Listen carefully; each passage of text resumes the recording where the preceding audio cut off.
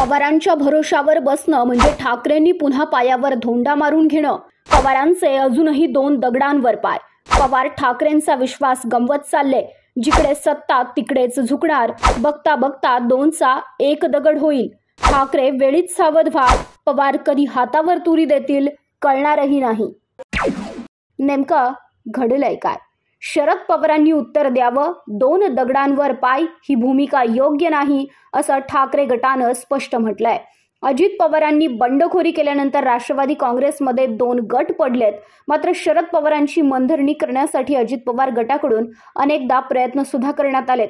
शरद पवार भूमिकेवर ठाम आहेत. यातच शरद पवारांनी अजितदादांबद्दल केलेल्या विधानामुळे राजकीय वर्तुळात खळबळ उडाली. तर्कवितर्कांना सुद्धा उधाण आलं. सुप्रिया सुळेंनी केलेल्या विधानाला शरद पवारांनी आधी समर्थन दिलं आणि यावर ठाकरे गटाचे खासदार संजय राऊत यांनी स्पष्ट शब्दांत भाष्य केलं. अजित पवार हे आमचेच नेतेत. राष्ट्रवादीत फूट नसल्याचं शरद पवार यांनी सांगत राजकीय वर्तुळात खळबळ उडवून दिली. फूट पडली याचा अर्थ काय? पक्षात फूट कधी येते? जेव्हा पक्षातच एक मोठा वर्ग वेगळा झाला. देश पातळीवर अशी स्थिती इकडे नाही. काही लोकांनी पक्ष सोडला, काही लोकांनी वेगळी भूमिका घेतली आणि तो लोकशाहीमध्ये त्यांचा अधिकार आहे. जो त्यांनी निर्णय घेतला म्हणून लगेच फूट म्हणायचं काही कारण नाही. तो त्यांचा निर्णय आहे असं शरद पवार यांनी म्हटलं. यावरून संमिश्र प्रतिक्रिया येत आहेत. संजय राऊतांनी सुद्धा सडेतोड भूमिका मांडली. शरद पवारांच्या अजित पवारांबद्दलच्या वक्तव्यामुळे विश्वासार्हतेवर प्रश्नचिन्ह निर्माण झालंय का असा प्रश्न संजय राऊतांना विचारण्यात आला आणि यावर शरद पवार यांनी उत्तर द्यायचंय. त्यांच्या पक्षाच्या प्रवक्त्यांनी उत्तर द्यायचंय. मी माझी भूमिका, आमच्या पक्षाची भूमिका स्पष्ट केली आहे. महाविकास आघाडीमध्ये अजित पवार नाहीत, केवळ शरद पवार आहेत. भाजप बरोबर गेलेल्यांना, हुकुमशाही प्रवृत्तीबरोबर हात मिळवणी करणाऱ्यांना, अशा कुठल्याही नेत्याला किंवा पक्षाला महाविकास आघाडीत स्थान नाही. ईडीला घाबरून ज्यांना जायचंय त्यांनी जाऊ शकतात. मग ते आमच्याकडून गेलेले असतील अथवा राष्ट्रवादी काँग्रेसमधून गेलेले असतील, तो निर्णय त्यांचा आहे. जसं शरद पवार म्हणतायत ही लोकशाही आहे, त्यामुळे तो निर्णय त्यांचा असेल. परंतु आमचं महाविकास आघाडीचं काही निर्णय घेत आहेत. 2 दगडांवर किंवा 3 दगडांवर पाय असं कुणाचं राजकारण असेल तर त्या संदर्भात जनता निर्णय घेईल असं सुद्धा संजय राऊत यांनी म्हटलं आहे. दरम्यान निवडणूक आयोगासाठी तसंच पक्षाची घटना आणि नेतृत्व वाचवण्यासाठी शरद पवारांनी वक्तव्य केलं असावं. शरद पवार यांच्या विधानामुळे नेतृत्वात नाही पण कार्यकर्ते आणि जनतेमध्ये मात्र संभ्रम होतोय आणि हे सत्य आहे, ते नाकारता येत नाही. शरद पवारांच्या विधानानं संभ्रम निर्माण होतोय आणि आमच्यामध्ये शिवसेनेमध्ये सुद्धा संभ्रम निर्माण होतोय असं सुद्धा ठाकरे गटानं अगदी स्पष्ट सांगितलेलं आहे. म्हणूनच शरद पवार यांचं विधान म्हणजे हे शिवसेना उद्धव ठाकरे गटासाठी मोठं संभ्रम निर्माण करणार आहे.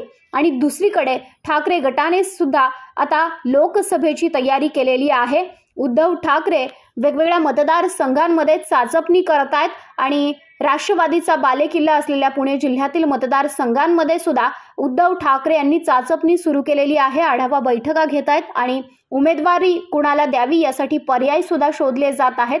अशामध्ये शरद पवार यांची जी सातत्यानं बदलती विधानं आहेत त्या सगळ्या विधानांमुळे उद्धव ठाकरे गटामध्ये सुद्धा मोठा संभ्रम निर्माण झालेला आहे. शरद पवार यांची दुटप्पी भूमिका म्हणजे ही ठाकरे गटासाठी धोक्याची घंटा असू शकते. जर शरद पवार यांच्या भरोशावर ठाकरे गट, उद्धव ठाकरे जर बसले तर पुढचं गणित नक्कीच बिघडू शकतं. कारण आजवरचा इतिहास राहिलेला आहे. शरद पवार यांची भूमिका म्हणजे जिकडे सत्ता आहे अगदी त्या पद्धतीने त्यांचा कल झुकतो आणि त्यामुळेच राष्ट्रवादी वाचवण्यासाठी, पक्षचिन्ह वाचवण्यासाठी शरद पवार हे वेगळी खेळी करू शकतात. ते त्यावेळेस आपल्या पक्षाचा, चिन्हाचा आणि राष्ट्रवादीचाच विचार करतील. मग अशा परिस्थितीमध्ये ठाकरेच्या शिवसेनेने आपली भूमिका स्पष्ट करणं गरजेचं आहे आणि शरद पवार यांच्या भरोशावर न बसता उद्धव ठाकरे यांनी आपली एक स्पष्ट भूमिका, स्पष्ट अजेंडा घेऊन पुढच्या निवडणुकांना सामोरं जाण्याची गरज आहे.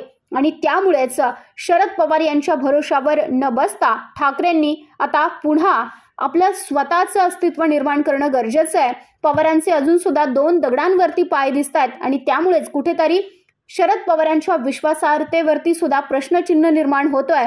जिकडे सत्ता तिकडेच झुकणार. मग बघता बघता 2चा 1 दगड सुद्धा होऊ शकतो आणि त्यामुळेच ठाकरेंनी वेळीच सावध होण्याची गरज आहे. अन्यथा पवार कधी हातावर तुरी देतील हे कळणार सुद्धा नाही.